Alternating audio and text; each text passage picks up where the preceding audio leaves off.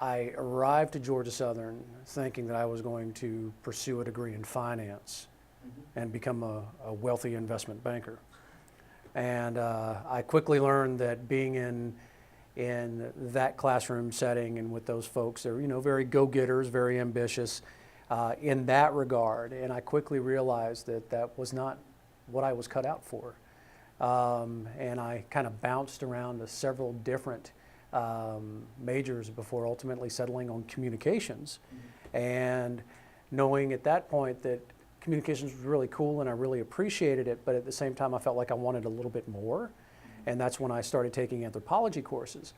And I got really into field anthropology and became a shovel bum archaeologist once I graduated. And then the road just kind of led back to environmental work and back to wildlife. I'm a musician, still a musician. And so I was really into the live music scene, and any chance I had to go see a live band, I would go. And actually, WVGS is still around, I take it? Are they? Yeah. Okay, the radio station? Yeah. I was the operations manager there my last year here. Okay. And I actually had an interview show where I would interview bands that were coming through town. So yeah, I was really big into the music scene at that time, and that was really that was what hit my hot button. That was what I was really into as far as my sojourn here in Statesboro. Mm-hmm. When I was a little boy, it was a dream of mine to work for National Geographic. That's what I wanted to do when I was a little boy.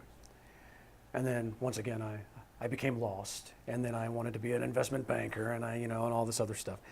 And I saw the communications degree as being part of that path ultimately.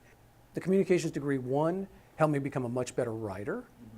Mm-hmm. And the work that I did with the radio station helped me become more comfortable on the air.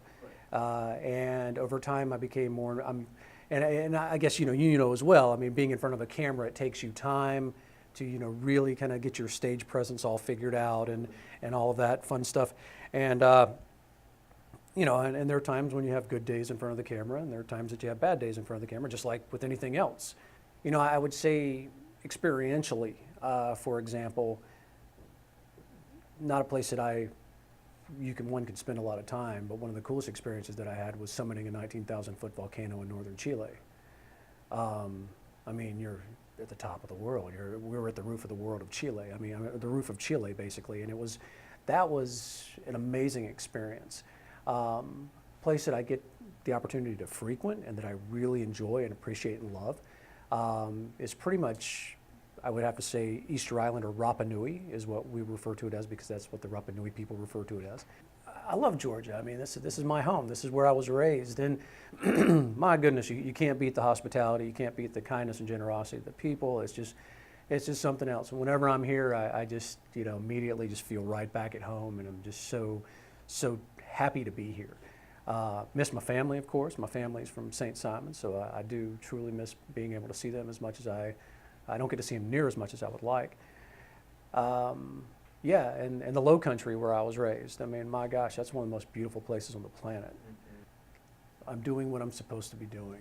Right. And it took me a while to figure out that I wanted to work in caves, that I wanted to study caves. It wasn't until, golly, it was 2001 when I was working down in Belize. I got an offer to go down and study a potential ecotourism cave down there, and was just blown away. I mean, we were in a cave where a jaguar had been 24 hours prior. We had jaguar prints through the cave. We had 250,000 bats in this cave where we were working.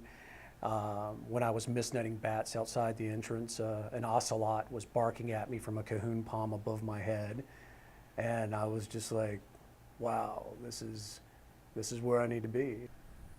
One thing that I would recommend is that do what's in your heart. If you're going to follow money, you're going to be unhappy. I mean, yes, if you have the ability, if you make $1 million, yes, with that you have freedom, but it's not going to buy you happiness. If you find something that you're passionate about, pursue it with vigor. the Joseph Campbell saying, you know, pursue your bliss.